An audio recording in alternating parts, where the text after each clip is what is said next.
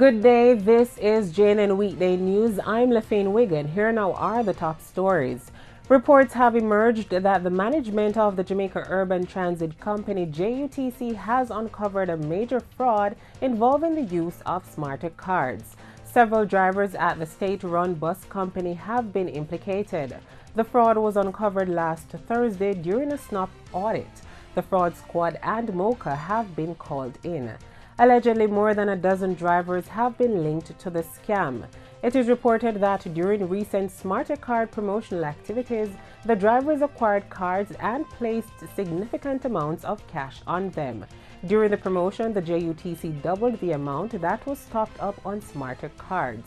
The drivers allegedly used the cards to leak money from the JUTC after collecting fares from passengers. It's reported that the drivers used relatives and friends to obtain the cards. In one case, a card was acquired in the name of a deceased relative of one of the drivers. Between Thursday and yesterday morning, 14 drivers on Portmore and Spanish Town routes were suspended as the company carried out a probe. A preliminary assessment shows that the chikungunya virus has resulted in billions of dollars in losses to the Jamaican economy due to its crippling effects on the workforce. CEO of the private sector organization of Jamaica PSOJ, Dennis Chung, has outlined that more than 12 million man-hours were potentially lost due to the virus. The various private sector interests have estimated the dollar value of losing workers for extended periods due to the illness, but there has not yet been a comprehensive analysis of the situation. Speaking on Tuesday at the Medical Association of Jamaica MAJ Forum in Kingston, Mr. Chung stated that his research made certain assumptions and the figures are significant. He estimated that the loss is approximately $6.6 billion in man-hours. Meanwhile, according to the Caribbean Public Health Agency, CARPHA, there is more indication that chikungunya is likely to become endemic in the Caribbean. Executive Director of CARPHA, Dr. James Hospitalis, speaking at the Medical Association of Jamaica's Public Forum on Tuesday, says the virus has not reached its peak and continues to be underreported. In business, Jamaica is now the highest-ranked country in the Caribbean for the ease of doing business. In the World Bank Group's report, Doing Business 2015, Going Beyond Efficiency, Jamaica was ranked 58th among 189 economies worldwide, up from 85th last year.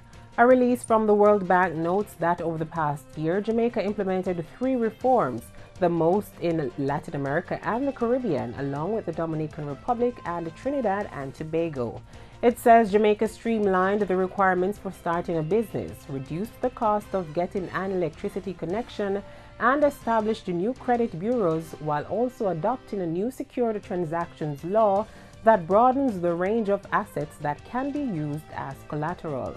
The World Bank also says Jamaica appears closer than it was last year to global best practices in business regulation as measured by its distance to frontier ranking.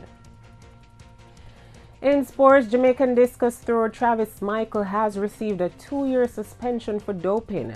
The International Association of Athletics Federation says Smichael's ban will last until June 21, 2015. The sanction began from the date of his positive test for a banned substance at the Jamaican National Championships on June 22, 2013. Smichael said at the time that he did not knowingly or willingly take any banned substance.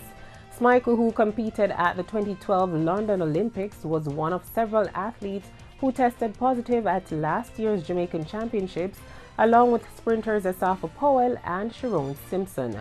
Powell and Simpson had their 18-month ban reduced to 6 months by the Court of Arbitration for Sport. And those were the headlines for the hour. You can watch or live stream at JamaicaNewsNetwork.com.